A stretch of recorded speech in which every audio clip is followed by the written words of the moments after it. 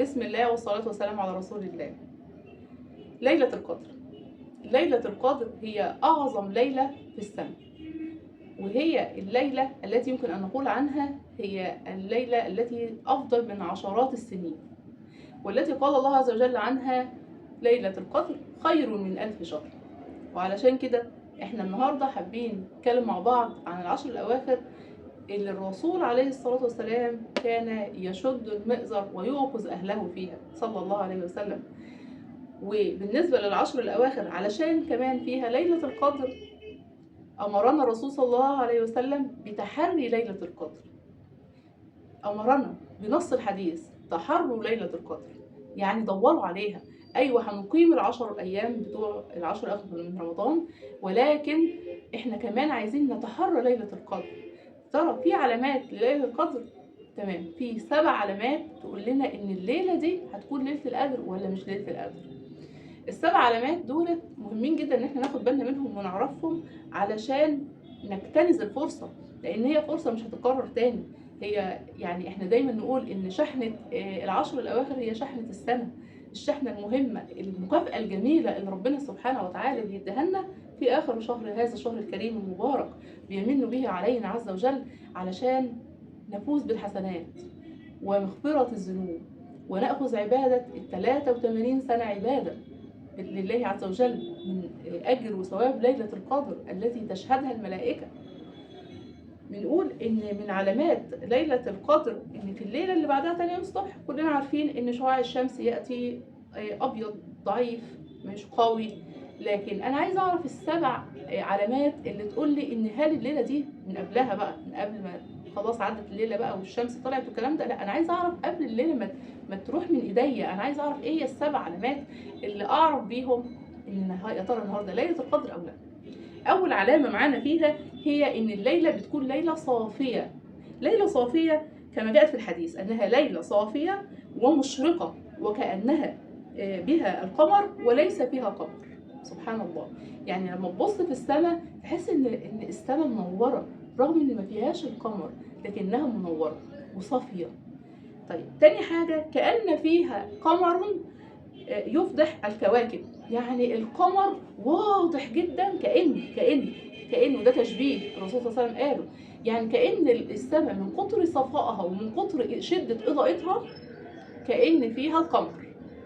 طيب وإيه كمان؟ ثالث علامة فيها إن الليلة دي بتكون ليلة ساكنة، السكون والهدوء بقى. ساكنة يعني إيه؟ يعني ليس فيها أي ضوضاء. في ليلة تحسها كده ليلة هادية، وعليها كده ليلة هادية كده فيها سكون، فيها راحة نفسية. ودي رقم 4 معايا، ليلة طلقة وسمحة. يعني ايه ليلة طلقة وسمحة؟ نقول ليلة طلقة دي يعني ليلة طيبة هادئة، فيها النفوس بتحس فيها بالاطمئنان والهدوء النفسي والراحة والسكينة. في الليلة دي ليها شوية العلامات دول، تحس انك حاسة انك مرتاحة، حاسة انك مبسوطة، حاسة ان الليلة دي ليلة هادية كده، نفسيتك فيها مبسوطة وهادية وفيها سكون وفيها راحة.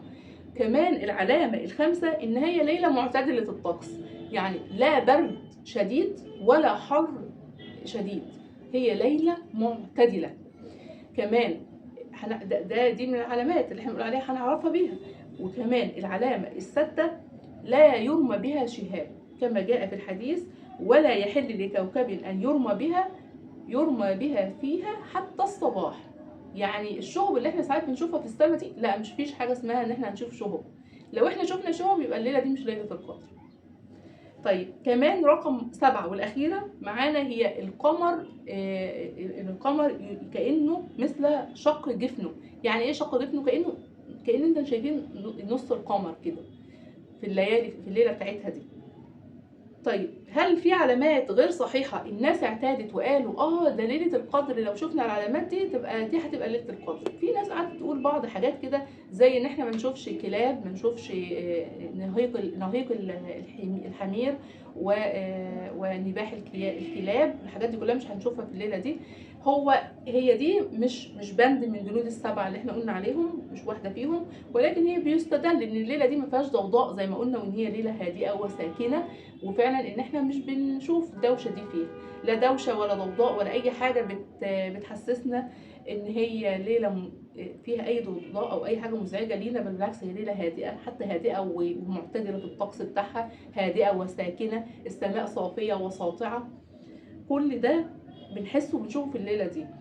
في بعض الناس قالت بعض الحاجات زي حاجات خاطئه، كلها بقى المجموعه الخمسه اللي جايين دول حاجات خاطئه الناس قالوها على ليله القدر. قالوا ايه؟ قالوا ان مياه البحر المالح بتتحول لمياه عذبه، ده اكس، ده غلط. قالوا ان ليله هي ليله مطر ورياح، وبرضه ده غلط. هي ممكن تكون ليله، ممكن عادي، ممكن الدنيا يكون فيها مطر، ولكن مش مطر ورياح يعني، لا. احنا قلنا ان هي، اتفقنا ان هي ليله هادئه ساكنه معتدله الطقس.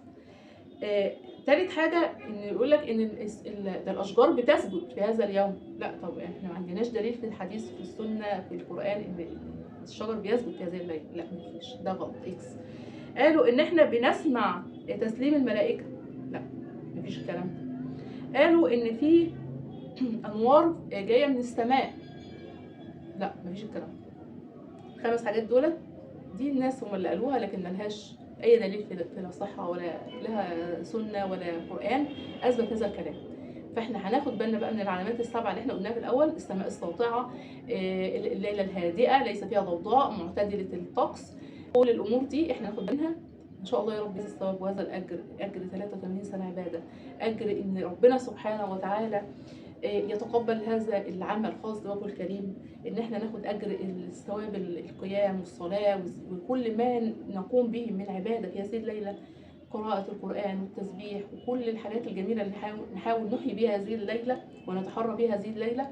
ربنا يجعلها في ميزان حسناتنا، اللهم امين. فيه دعاء معين يحبذ ان احنا نقوله ونكثر منه في الليالي العشر من شهر رمضان الكريم. هقول لكم الدعاء اللي الرسول صلى الله عليه وسلم اوصى به امنا عائشه رضي الله عنها وارضاها لما سالته السؤال ده بالظبط. قال لها قولي. طيب يا ترى في دعاء معين المفروض ان احنا نكثر منه في العشر الاواخر من رمضان، وخاصه لو استشعرنا ليله القدر بعلاماتها السبعه اللي احنا اتكلمنا فيهم النهارده؟ في دعاء جميل جدا الرسول صلى الله عليه وسلم وصى به امنا عائشه رضي الله عنها وارضاها، فقال لها قولي: اللهم انك عفو كريم تحب العفو فاعف عني. اللهم امين يا رب العالمين، يعفو عنا جميعا، اللهم امين. طيب يا ترى النساء اللي عندهم اجازه في الوقت ده هيعملوا ايه؟ هل هيخسروا كل الاجر ده وكل الحسنات دي والثواب ده؟ لا. النساء انت من حقك ان انت تقراي قرانك على الموبايل، اقراي قران على قد ما تقدري عادي. طبعا انت ممكن طبعا الذكر والاستغفار والتسبيح والتحميد والتهليل، كل الذكر معاكي، ولكن انت هتحرمي من 4 حاجات بس. هتحرمي من الصيام، من الصلاه، من الطوف بالبيت، لو انت بتعتمري بتوقفي ما بتعمليش طوف بالبيت، والاعتكاف. ال4 حاجات دول بس اللي ممنوعين عن المرأة، لكن اي حاجة تانية انت معانا فيها. انت معانا في الذكر بقى، وفي الدعاء، وفي قراءة القرآن من الموبايل زي ما اتفقنا، لازم يبقى في حائل، ولكن انت ان شاء الله معانا، ومعانا بنيتك اللي انت استحضرتيها من قبل كده، ان انت ان شاء الله داخله الشهر اصلا وانت عينك راحه على العشر الاواخر وبتقولي سأري الله مني خيرا هذا الشهر، سأري الله مني خيرا في العبادة وفي الطاعة.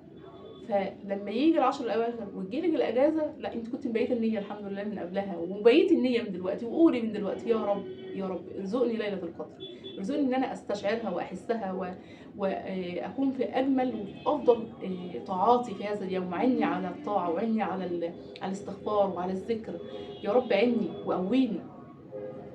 ندعي كلنا، مفيش حد بيجيبها، مفيش حد بيعملها الا برضا ربنا سبحانه وتعالى على الانسان ده. فربنا يرى مننا بس خير، وربنا سبحانه وتعالى هينولنا هذا الاجر ان شاء الله. اتمنى اكون افدتكم النهارده بفيديو اليوم، ودمتم بخير وسعاده، وكل عام وحضراتكم بخير. مع السلامه.